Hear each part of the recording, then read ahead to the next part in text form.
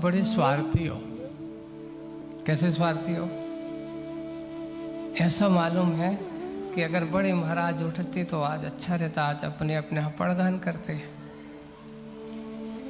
आज बड़े महाराज नहीं उठ रहे थे इसलिए कहते आज रहने दो, कल जब उठें जब अपन पड़गान करेंगे।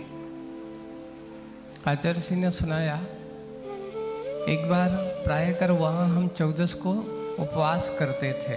अष्टमी 14 होता ही था। नैनागर सन 82 के चतुर्मास की बात है।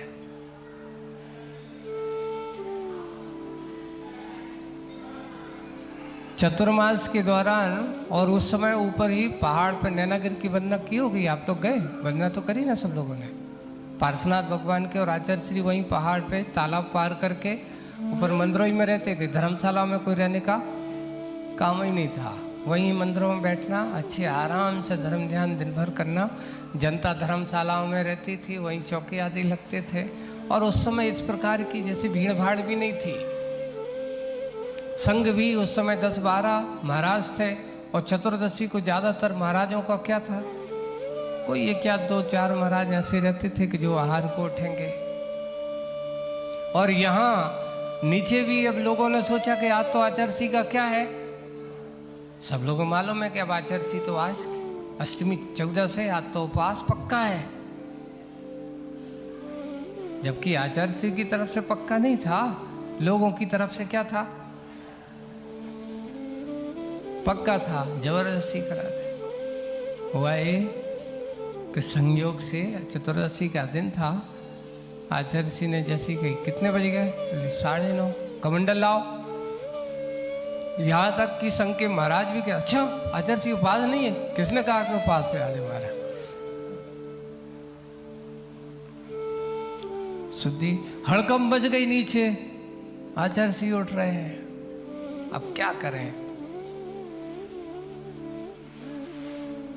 आचार्य हरचर्या को उठ रहे हैं। और वहाँ उस दिन आचार्य कहते कि मैंने अपने जीवन में उतनी जितनी विशुद्धि और जितना सामायिक और जितना अच्छा आनंद आया उस दिन के अलावा मुझे बहुत आनंद आया। क्या हुआ कि अब करें कहा, जो 2-4 थे, है ना। एक और बहुत थोड़ा सा संशोधन करना उस दिन, और थोड़ा सा विचित्र था। आचार्य ने ऐसा ही सोचा और सोच करके निकल गए। और निकल गए तो वहाँ जाकर के देखते क्या है कि उस समय सागर वाले वो सिंगई जी थे, वो भी वहीं गए थे, तो वो भी वहीं खड़े। तो हड़कम बचा के आ रहे। तो वहाँ पर एक ढोलक बीड़ी वालों की दादी माँ रहती थी। वो उनका नियम था कि जहाँ आचार्य का चातुर्मास हो, बस उनको 4 महीना वहाँ एक कोठलिया छोटी सा कमरा ले लिया, वहीं अपना भोजन पानी बनाया, है ना। और बना करके, और आज 14 थी तो उस समय तो आचार्य हरी लेते थे। तो उसने कहा आज 14 को दिन है, हमें तो हरी खाने नहीं है। तो उसने अपनी दाल बना ली, थोड़ा सा दूध था, उसने लेता, रोज लेती थी दूध था, और चावल और रोटी बना के उसने रखी थी। चलो महाराज निकल जा, देख लें महाराज जी को आहार देख करके, उसके बाद फिर क्या करेंगे, अपन भोजन पानी करेंगे अपने आराम से जरा। अब आचार्य श्री निकले, सिंगई जी भी थे वहीं पर। तो उन्होंने कहा महाराज जी अब हमारे तो कोई है ही नहीं है, हम तो अकेले हैं, और सब कोई नहीं। तो वो दादी माँ उनको सिंगई जी से कही, ये सिंगई जी थे आओ। बोले कि क्या हो गया? बोले कि आचार्य उठ रहे हैं, आ रहे हैं, तुम जल्दी कपड़ा बदल लो जो रखे हैं। उनको खड़ी, और वो दोनों जने खड़े हो गए। और संयोग से देखा आचार्य जाए, कोई को नहीं देखा, सीधे डायरेक्ट वहीं खड़े हो गए। चौका लगा नहीं था। किसके लिए बना था? जिस दिन ऐसे आहार होते हैं उस दिन अपने आप में उस श्रावक को भी आनंद आता है, बहुत तैयारी के साथ। जितना तुम्हें आनंद नहीं है, जो बिना तैयारी के समय आनंद आता है। और उन पड़गान किए वो अम्मा और दोनों। और उस दिन आचार्य ने नियम 2 के अलावा तीसरे से आहार नहीं लूंगा।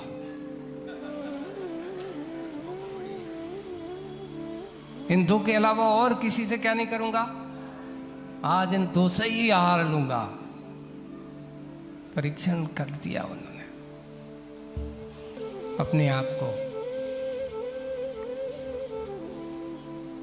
और जब ऐसा हुआ, ऐसा होने के बाद आहार तो शुरू में गए आचार्य जी, पानी लिया, अच्छा पानी लेकर के अम्मा के पास दूध था तो दूध, दाल तो दाल रोटी खाई, दूध लिया, पानी पिया, चावल खाया और लेकर के अच्छे आए।